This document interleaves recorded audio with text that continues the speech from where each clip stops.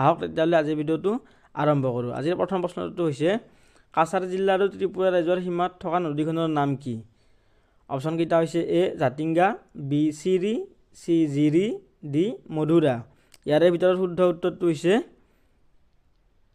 Option C Jiri.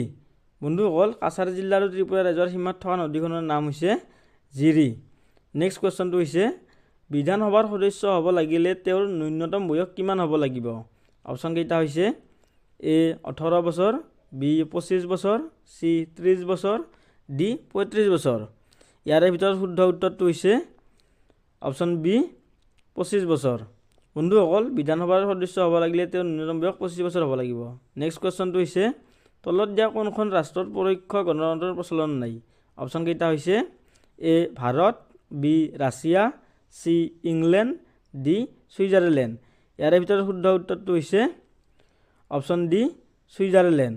বন্ধুসকল, Switzerland ৰাষ্ট্ৰত পৰোক্ষ গণতন্ত্ৰৰ প্ৰচলন নাই। নেক্সট কুৱেশ্যনটো হৈছে গুৱাহাটী আৰক্ষী আয়ুক্তালয়ৰ প্ৰথমজন আয়ুক্ত কোন আছিল? অপশ্যনকেইটা হৈছে A M N Kharghoria, B Arunam Barkataki, C Jyotirmoy Chakraborty, D Gayatri Narzary. ইয়াৰে ভিতৰত শুদ্ধ উত্তৰটো হৈছে option C Jyotirmoy Chakraborty. Next কুৱেশ্যনটো হৈছে নীৰৱ উপত্যকা ক'ত অৱস্থিত? অপশ্যনকেইটা হৈছে A Kerala, B Telangana, C Maharashtra, D Goa. ইয়াৰে ভিতৰত শুদ্ধ উত্তৰটো হৈছে অপশ্যন এ কেৰেলা। নেক্সট কুৱেশ্যনটো হৈছে পৃথিৱীৰ আটাইতকৈ ডাঙৰ দেশখনৰ নাম কি? অপশ্যনকেইটা হৈছে এ ৰুছ, বি কানাডা, চি চীন, ডি ভেটিকান চিটি। ইয়াৰে ভিতৰত শুদ্ধ উত্তৰটো হৈছে অপশ্যন এ ৰুছ।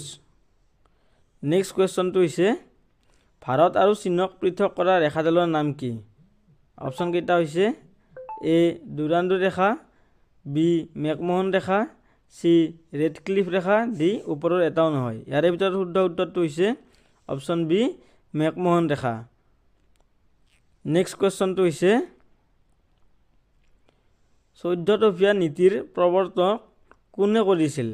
অপশ্যনকেইটা হৈছে A Churchill, B Roosevelt, C Wilson, D Rousseau. ইয়াৰে ভিতৰত শুদ্ধ উত্তৰটো হৈছে অপশ্যন চি উইলছন। বন্ধুসকল, 14 নীতিৰ প্ৰৱৰ্তন উইলছন কৰিছিল। নেক্সট কুৱেশ্যনটো হৈছে অসম পুলিচৰ ডিৰেক্টৰ জেনেৰেলৰ মুখ্য কাৰ্যালয় ক'ত অৱস্থিত? অপশ্যনকেইটা হৈছে এ বামুণী মৈদাম,